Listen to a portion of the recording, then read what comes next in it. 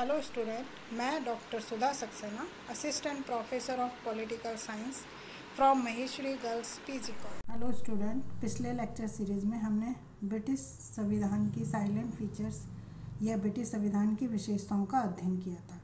आज हमारा टॉपिक है कन्वेंशन इन ब्रिटिश कॉन्स्टिट्यूशन या अभी समय ब्रिटिश संविधान के अंतर्गत। अभी समय वे वैधानिक परंपराएं हैं जिसका ब्रिटिश संविधान में एक महत्वपूर्ण हिस्सा है या योगदान है। ब्रिटिश संविधान, जैसे कि मैंने आपको पहले बताया कि ब्रिटिश संविधान अलिखित संविधान है और वहाँ लिखित नहीं होने के कारण अधिकांश जो रूल्स या नियम हैं वो अभी समयों पर आधारित है और अभी समय उतनी ही पावरफुल है या उतनी ही शक्तिशाली है जितनी कि लॉ या किसी कंट्री में लॉ होता है या कानून होता है।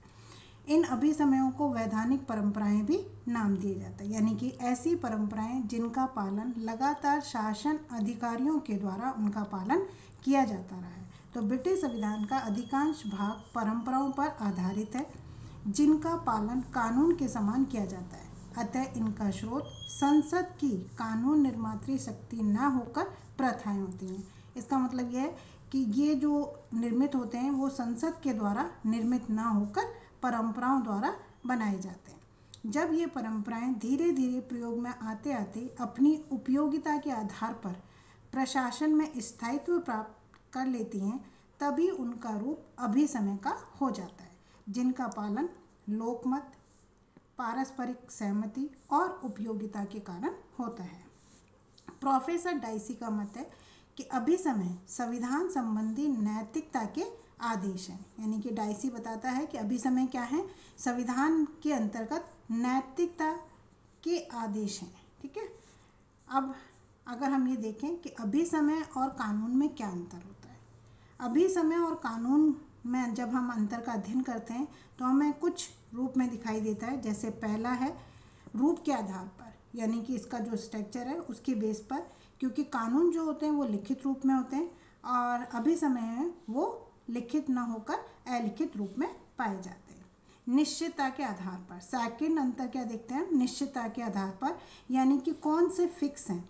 तो अभी समय निश्चित नहीं है क्योंकि उन्हें चेंज किया जा सकता है, जबकि कानून जो होते हैं, लॉ जो होते हैं वो निश्चित होते हैं। निर्माण के आधार पर, निर्माण के आधार पर हम क्या अंतर देखते हैं कि कानून जो होते हैं वो संसद के द्वारा निर्माण किए जाते हैं या संसद के द्वारा बनाए जाते हैं, जबकि अभी समय संसद के द्वारा ना बनाए जाकर वो परंपराएं होती हैं, ये प्रथाएं होती हैं जिनका पालन लगातार धीरे धीरे शासन अधिकारियों के द्वारा या प्रशासन के द्वारा किया जाता है और वो फिर आगे कंटिन्यूशन में रहती है। तो इसलिए आधार पर, निर्माण के आधार पर भी हम अंतर देखते हैं। स्वीकृति के आधार पर, अब स्वीकृति के आधार पर हम अंतर क्या देखते हैं कि अभी समय जो होते हैं उनके पीछे जनता की स्वीकृति होती है, लेकिन कानून के पीछे संसद की स्वीकृति होती है। तो स्वीकृति के आधार पर हम ये अंतर देखते हैं।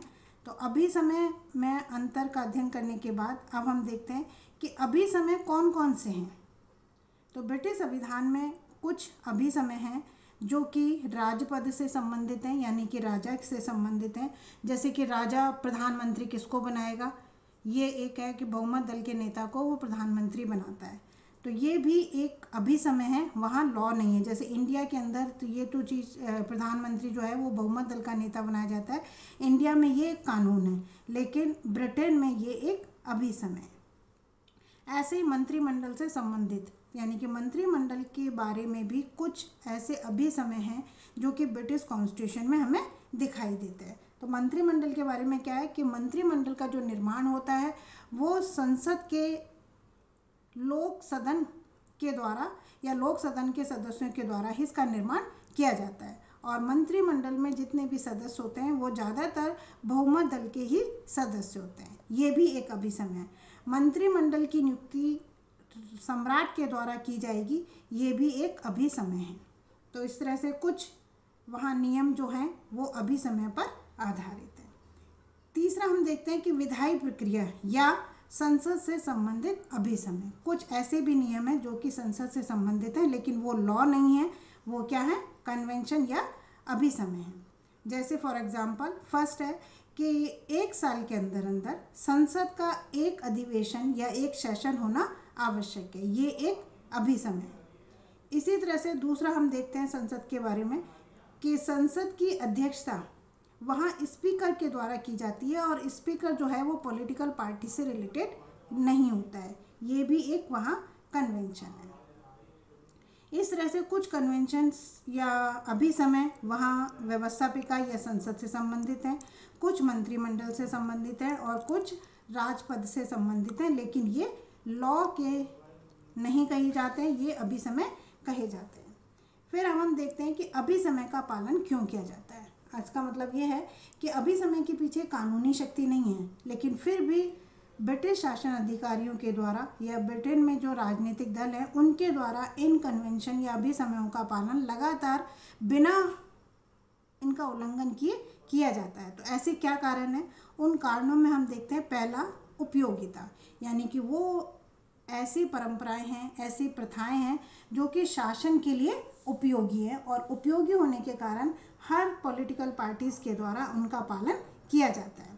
सेकंड, ऐसी परंपराएं जिनके पीछे लोकमत की शक्ति है। इस लोकमत की शक्ति के कारण ही शासन अधिकारियों के द्वारा इन अभिसमयों का पालन किया जाता है। थर्ड है ब्रिटिश जनता की जागरूकता। ब्रिटेन की जो जनता है वो हम देखते हैं कि वह ज़्यादातर जागरूक है, राजनीति में सक्रिय रहती है और वो हमेशा ध्यान रखती है कि इन अभिसमयों का कभी उल्लंघन तो नहीं किया जा रहा। तो उनकी जागरूकता के कारण शासन अधिकारी इनका उल्लंघन के विचार भी नहीं बनाते हैं। नेक्स्ट है ब्रिटिश जाति का स्वभाव। ब्रिटिश जाति जो है वो स्वभाव से रूढ़िवादी है, यानी कि परंपराओं में विश्वास रखती है और वो सम्राट को एक अपना गुरु या देवता या भगवान के रूप में मानती है और वो नहीं चाहती कि जो पुराना चलता आ रहा है उसे चेंज किया जाए। इस स्वभाव के कारण भी वहाँ अभिसमयों का पालन किया जाता है। फोर्थ, हम देखते हैं कि मनोवैज्ञानिक शक्ति, यानी कि इसके पीछे दंडात्मक शक्ति नहीं है, लेकिन मनोवैज्ञानिक शक्ति, यानी कि मानसिक रूप से वो मेंटली तैयार हैं या मेंटली सोच के बैठे हैं कि हमें इन परंपराओं का पालन करना है और इसीलिए इनका पालन किया जाता रहा है। इस प्रकार हम देखते हैं कि अभिसमयों का पालन ब्रिटिश संविधान में लगातार किया जाता रहा है और ये कानून के समान ही शक्तिशाली हैं। लिखित संविधान में तो समय के अनुसार परिवर्तन नहीं किया जाता, लेकिन अलिखित संविधान होने के कारण इन वैधानिक परंपराओं में समय के अनुसार परिवर्तन भी किया जाता रहा है, लेकिन लगातार इनका पालन किया जाता है और इस आधार पर यह कहा जाता है कि ब्रिटिश संविधान का अधिकांश भाग परंपराओं पर आधारित है जिनका पालन कानून के समान किया जाता है। Thank you so much.